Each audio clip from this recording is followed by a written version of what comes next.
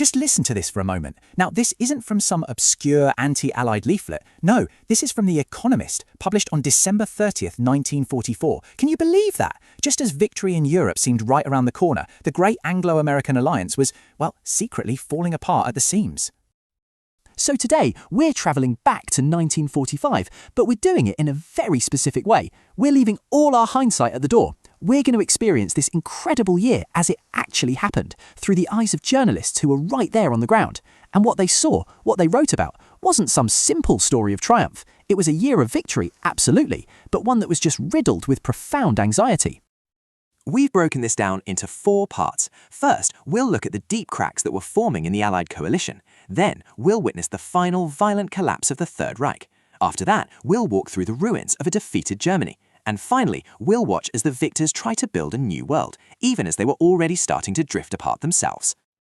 Right, so let's get into it. The year 1945 did not open with some big confident celebration. Far from it. It actually began with frustration, a stalemate on the battlefield, and a surprising amount of bickering behind the scenes. That quote we started with, it came from this very issue.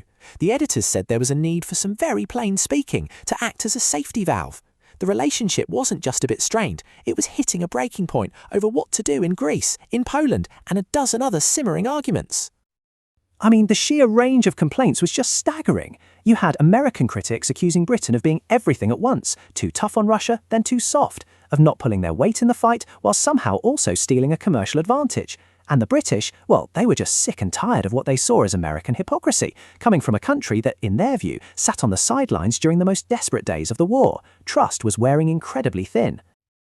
And all this political gloominess, it was perfectly mirrored on the battlefield. The new year kicked off not with a final glorious charge, but with a real sense of disappointment. You see, after the breakout from Normandy, pretty much everyone hoped the war would be over by Christmas 44, but the advance just stalled. The German army, which had looked like it was about to completely collapse, had somehow managed to stabilise the front and even launch a huge counterattack in the Ardennes. The Allies were well and truly stuck. And The Economist made this absolutely crucial point. The Allies were actually accidentally helping the enemy. Their political squabbling gave the Nazis hope that the whole coalition might just fall apart. And because the Allies hadn't laid out any clear peace terms, it let Goebbels convince the German people that surrender meant total annihilation. It gave them the most compelling reason to fight on, just to survive. But then, in the spring, everything changed. The deadlock didn't just break, it was utterly shattered in one of the fastest, most violent military collapses in all of history. The speed of it all was just breathtaking. I mean, look at this. On March 7th, the first Allied troops get across the Rhine. By the beginning of April, Allied tanks are just pouring across the German plains. And by the first week of May, it was all over. An entire nation had been overrun in less than 2 months. And the crossing of the Rhine, that was the moment. That was the game changer. It was Germany's last great natural defence. Once the Allies were across, the German military machine just disintegrated. There was nothing left to stop the tide. As May began, the end of the regime was brutally, horribly clear. Mussolini had been executed by partisans, and Hitler, according to reports out of Hamburg, was dead.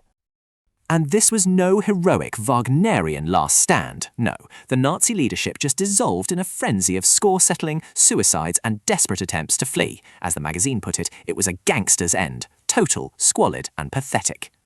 So, victory was achieved. The war in Europe was finally over, but that moment of triumph was immediately followed by a chilling, confusing and brand new reality. The fighting had stopped, sure, but what was left in its place? Well, the answer was a void, a human catastrophe on a scale that's almost impossible to wrap your head around. To try and understand this, let's follow a special correspondent for The Economist who travelled into Bavaria in June 1945, just a few weeks after the surrender. He described the journey as being like something out of a dream. This right here is the heart of what he saw. German society hadn't just been defeated, it had effectively ceased to exist. The entire nation had dissolved into millions of isolated individuals, each one just consumed by their own private fears and worries. There was no Germany left, only Germans.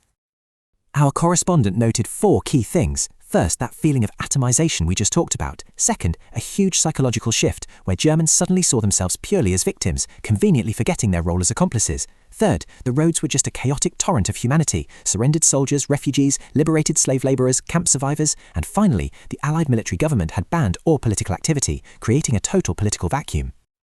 And it was into this vacuum that the victors now had to step, facing the enormous task of building a new world order, all while their own alliance was visibly cracking. So, in July, you have the big three leaders meeting at Potsdam, just outside the ruins of Berlin. They were no longer just war leaders, now they were the architects of the peace, and their blueprints for the future couldn't have been more different. This is how The Economist framed the central conflict that was about to define the next 50 years. On one side, America, representing the completely unplanned society. On the other, the Soviet Union, the completely planned. Two fundamentally opposed ideas about how the world should work, now staring each other down over the corpse of Europe. And then, right in the middle of the Potsdam Conference, a political bombshell drops. The results of the British general election come in, and Winston Churchill, the man who embodied the fight against Hitler, was unceremoniously voted out of office. A new Labour government took power, adding yet another layer of uncertainty at this incredibly critical moment. Then, just 2 weeks later, a new and terrible force entered the world stage. The atomic bombs fell on Japan, bringing the Second World War to its final shuddering end. A terrifying new chapter in human history had begun. The war was won, but that victory, delivered by a weapon of unthinkable power, didn't bring peace of mind. It ushered in a whole new age of anxiety, a new set of fears for a world that had only just survived the old ones. The year of victory was also, it turns out, the year the Cold War and the atomic age truly began.